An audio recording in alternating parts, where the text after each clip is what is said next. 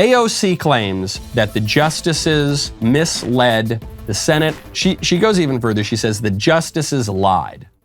If we allow Supreme Court nominees to lie under oath and secure lifetime appointments to the highest court of the land, and then issue without basis, if you read these opinions, issue without basis rulings that deeply undermine the human and civil rights of the majority of Americans, we must see that through. There must be consequences for such a deeply destabilizing action and hostile takeover of our democratic institutions. To allow that to stand is to allow it to happen. And what makes it particularly dangerous is that it sends a blaring signal to all future nominees that they can now lie to duly elected members of the United States Senate in order to secure Supreme Court confirmations and seats on the Supreme Court. There is so much that is funny in that babble that she just spewed out there. She goes, to allow that to stand is to allow that to happen. And you can tell she's just ripped. She goes, if you read the decision and to say the things in the decision that, frankly, without basis, no, she doesn't cite any examples, of course, because I highly doubt she has even read the decision, because it's over 200 pages and there aren't pictures. It's not a coloring book, so she hasn't probably made it through. We went through the decision on Friday when I did my bonus show, because it's an extraordinarily interesting opinion. You've got the opinion of the court, which is they're going to uphold the pro-life law and they're going to overrule Roe versus Wade and Casey, and they say that the Constitution doesn't say anything about an abortion, and so it goes back to the states. You've got the Roberts concurring opinion, which says we're going to uphold the pro-life law, but we're not. I wish we weren't going to overrule Roe and Casey. You've got Kavanaugh, who says we're going to uphold the pro-life law, we're going to overrule Roe and Casey. We are not going to make any decisions about abortion. So Kavanaugh is agreeing entirely with the opinion of the court, but he's going even further to AOC's point. She says that this represents a takeover of our democratic institutions. Kavanaugh says exactly the opposite. He says, no, we are expanding democracy here. We are not taking anything. We are giving away a power that the court illegitimately usurped in 1973 to make a decision on abortion. We have no decision on abortion. We are only sending this back to the people and the people's representatives. And then you had Justice Thomas's concurrence, which was the best part of the entire opinion, as far as I'm concerned, at least in terms of its legal logic, which pointed out that actually, although the court is trying to make a big point of how the reasoning in this case is not going to threaten cases like Griswold, cases like Lawrence v. Texas, cases like Obergefell, cases on condoms, on gay sex, on gay marriage, on all of these rights that were discovered somewhere in the Constitution. Who knew there was a right to condoms in the Constitution? Probably not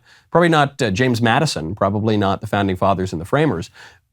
Thomas goes even further. He says, actually, we should revisit these questions, even if we want to have condoms and gay sex and redefine marriage. And you might want to do all of those things. That's neither here nor there. We just want to point out it's not in the Constitution. It's not there. No one seriously believes that this radical definition of marriage that it hasn't existed beyond 5 minutes ago, that was present in the Constitution in the 1780s and 90s. We just know it's not there. Show me the invisible ink. I haven't been able to see it yet. So she makes that. This is a little bit of a digression. She makes all these points. If you read the liberal dissent, there's really no argument there. The liberal dissent, the nearest thing to a legal argument is that because of stare decisis, because of the principle that rulings and precedents should just persist even if they weren't argued all that convincingly, that was pretty much it. And the second part of the dissent is that if you get rid of Roe v. Wade, you're going to get rid of all these other things that liberals like. But they didn't really make arguments from the Constitution. They didn't really make any argument that Roe was rightly decided, because no one thinks Roe was rightly decided. Frankly, Ruth Bader Ginsburg thought that the logic of the Roe versus Wade decision was ridiculous. She liked the outcome of the decision, but she didn't agree with the legal argument. So AOC babbling, and then there's the cherry on top, which is she says that the justices lied. You're going to hear this so much from the left over the next few days. Barrett and Kavanaugh and Gorsuch and Alito, they lied before Congress, before the Senate, when they were being confirmed. Why? Because they said that Roe was precedent, that Roe was settled law. Here is exactly what the justices said.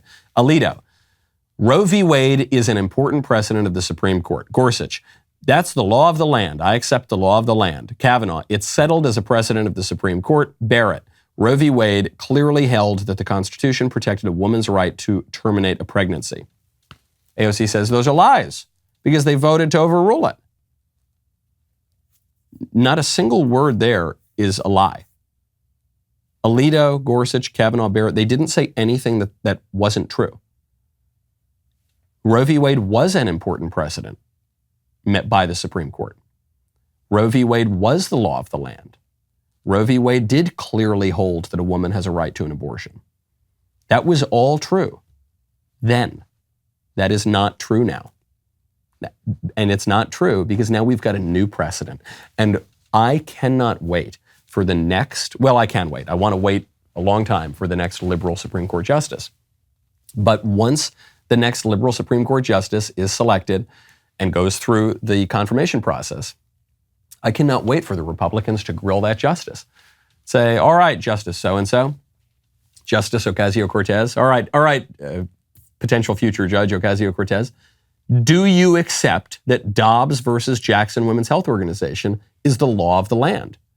And just wait to hear what they say. Because probably what the liberal judge is going to have to do is the exact sort of verbal tricks that the conservative justices did. It's not even really a trick. They're saying, yes, this is precedent. Everyone knows what that means. But now we've got a new precedent. Now we've got a new law of the land, and it happens to be the correct one. So once AOC makes these claims, it's not just her, it's Biden, it's all these people are really, really furious over the Dobbs decision. The Democrats in Congress decided to take a break from investigating an insurrection. January 6th, the worst insurrection ever in history. They decided to take a break from that to incite an insurrection. AOC comes out, she says this is illegitimate and we need to get into the streets. Illegitimate! This decision! Illegitimate! This decision! Illegitimate! Into the streets!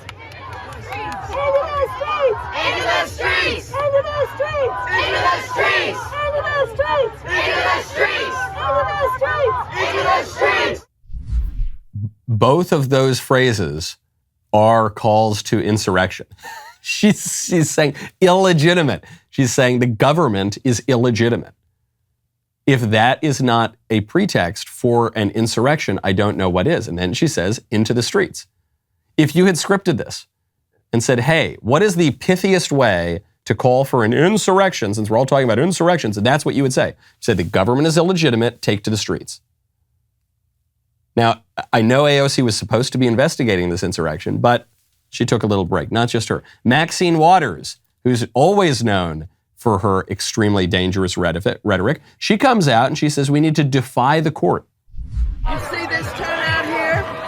You ain't seen nothing yet. Women are going to control their bodies no matter how they try and stop us. The hell with the Supreme Court. We will defy them. Women will be in control of their bodies.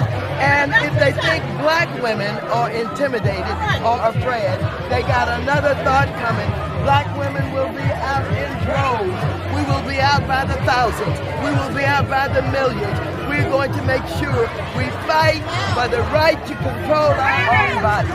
Thank you. The hell with the Supreme Court, we will defy them. That's what Maxine Waters is saying. On January 6th, the worst day in history, there were activists who said, they didn't even say the hell with Congress, we will defy them. They said we are going to challenge the electoral count because of the weird way in which this election was conducted. And then, obviously some people got excited and they went into the Capitol, and some of them broke in and some of them were let in by the police and some were just followed in, and it was a strange situation. Maxine Waters is going further than those people did. Maxine Waters is saying we will defy a co-equal branch of government.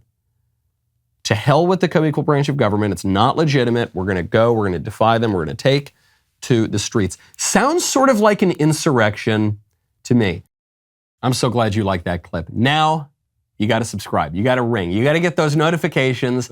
This has been the absolute greatest month for the judiciary, for the Constitution, for American politics in a very, very long time. Make sure you get the notifications. Don't miss a thing. We'll see you next time.